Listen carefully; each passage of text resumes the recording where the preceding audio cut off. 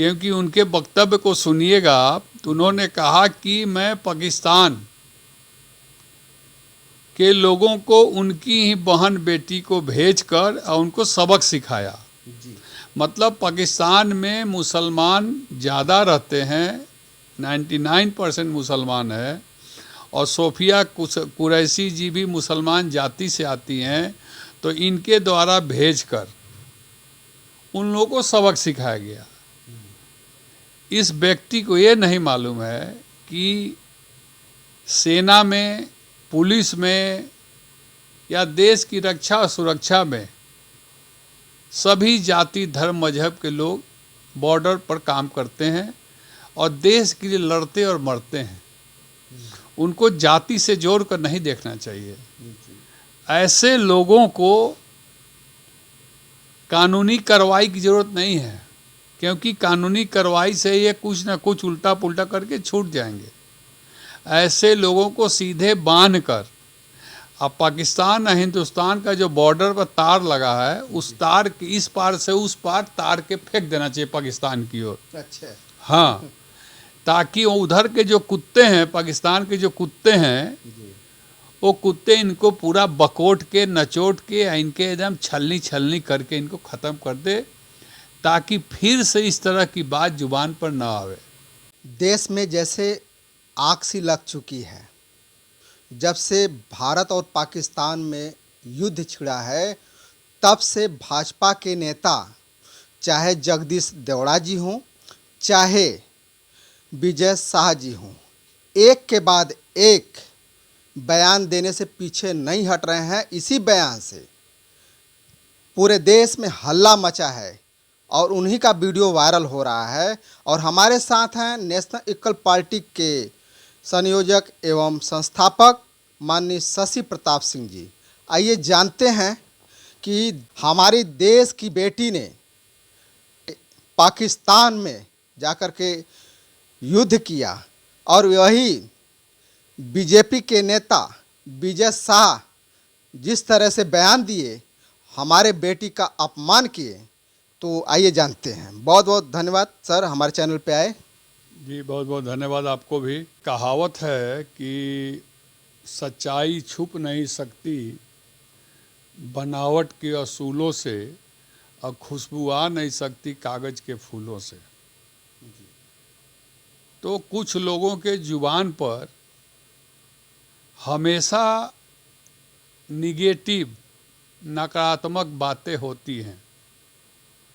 जिस तरह से, क्या देश को अपमानित करके, देखिए, जिस तरह से भरी सभा में भाजपा के नेता विजय शाह ने यह दर्शाया कि देश के में रहने वाले जितने मुसलमान हैं, वो मुसलमान आज भी पाकिस्तानी भाव रखने वाले लोग हैं। क्योंकि उनके वक्तव्य को सुनिएगा तो उन्होंने कहा कि मैं पाकिस्तान के लोगों को उनकी ही बहन बेटी को भेजकर और उनको सबक सिखाया।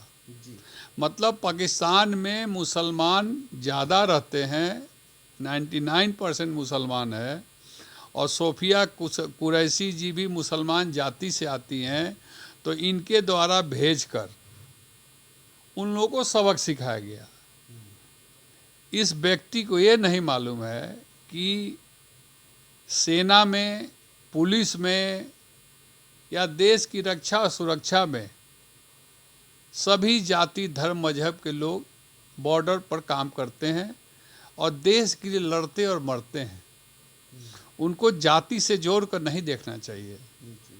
ऐसे लोगों को कानूनी कार्रवाई की ज़रूरत नहीं है, क्योंकि कानूनी कार्रवाई से ये कुछ ना कुछ उल्टा पुल्टा करके छूट जाएंगे।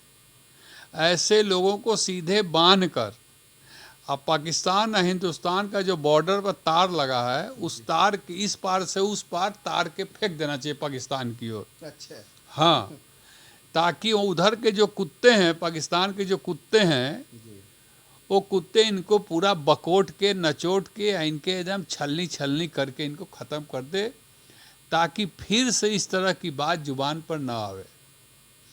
दूसरी बात, जो जगदीश देवरा ने कहा है, जगदीश देवरा भी अतकपारिये है। उनके लिए क्या होना चाहिए? उनके लिए तो होना चाहिए कि उनको पाकिस्तान को जी। एक्सपोर्ट कर देना चाहिए।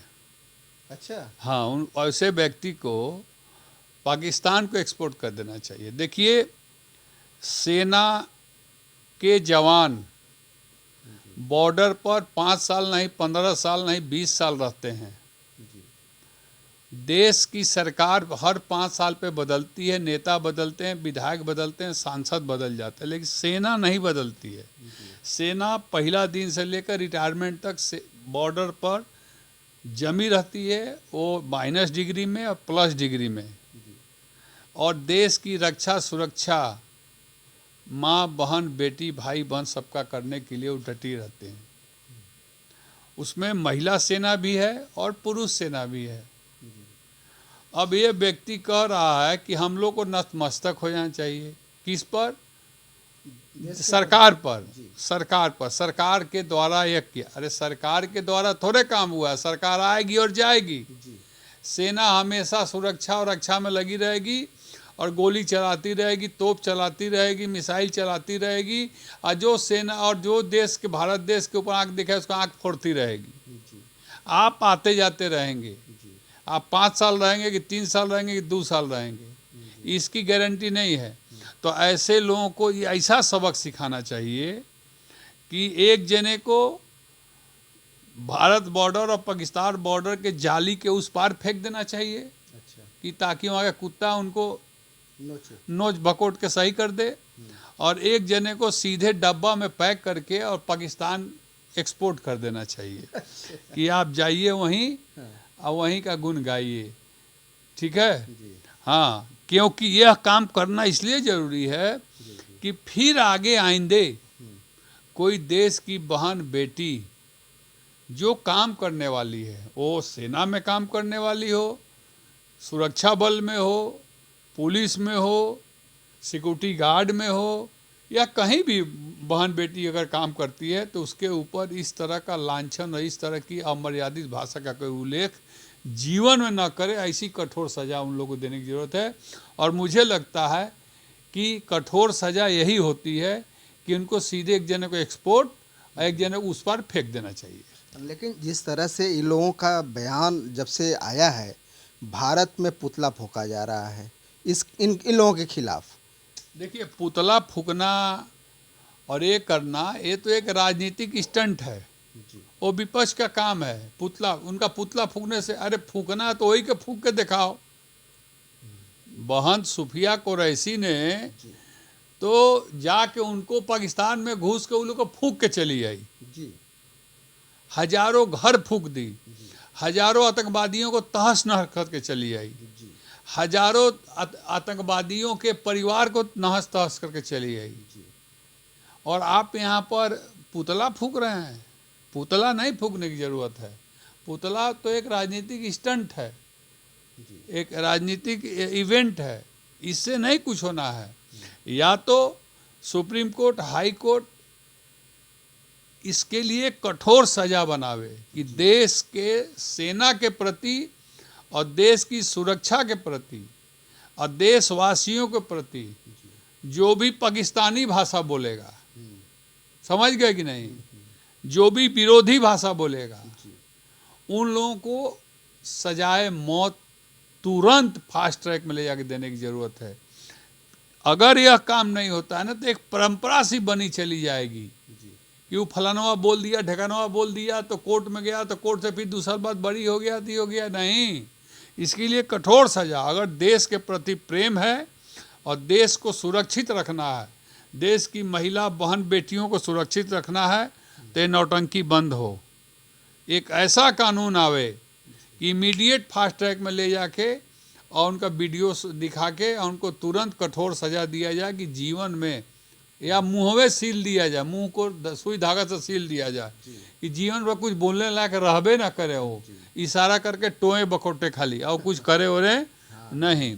ऐसी सज़ा होनी चाहिए देश में, क्योंकि देश में अभिव्यक्ति की आज़ादी है, व्यक्ति की आज़ादी है, बोलने पर आज़ादी है, लेकिन इसका मतलब ये थोड़े है कि देश की रक्षा सुरक्षा के बारे में हम अनाप शनाप बोल देंगे, वो भी बहन बेटियों के बारे में कुछ बोल देंगे। इसमें तो भारतीय जनता पार्टी के अगर वो नेता हैं, कागज़ पर नेता हैं, तो इन लोगों को कठोर सज़ा उनको देनी चाहिए, देश निकाला होना चाहिए और देशद्रोह का मुकदमा उनके ऊपर होना चाहिए। मतलब कहने का मिला जुला के मतलब सिर्फ इतना है कि इसके लिए इतनी कठोर सज़ा होनी चाहिए कि उसके ऊपर कोई सज़ा नहीं होती होगी। ऐसी सज़ा होनी चाहिए। देश के प्रति कोई खिलवाड़ नहीं, देश की सेना और बहन बेटियों के प्रति कोई खिलवाड़ या मजाक और या छीटाकशी नहीं होनी चाहिए। यानी कि आपका कहने का मतलब कि ऐसा कानून ठोस बन करके आ जाए जिससे कि कोई भी इस तरह का बयान करता है तो सीधे सीधे उस बयान के दौरान उनको सज़ा मिल सके। सज़ा नहीं 2 साल 4 साल 5 साल की सज़ा नहीं। सज़ा का मतलब या तो स्पॉट कोई हाँ, सज़ा का मतलब तो हुआ कि 2 साल 4 साल मिला फिर चले आए, वो सज़ा नहीं। या तो सुई धागा से उनका मुंह सील दिया जाए, जो लोग बोल रहे हैं। अगर पाकिस्तान नहीं भेज सकते, एक्सपोर्ट नहीं कर सकते हैं या पाकिस्तान में ले जाकर नहीं फेंक सकते हैं, तो उनका मुंह जो है सुई धागा से सील के और उस पर टेप लगा देना चाहिए आजीवन, वो ना खोलें। समझे कि नहीं? हाँ, ताकि वो ना मुंह खोलेंगे ना मुंह से बदबू आएगी।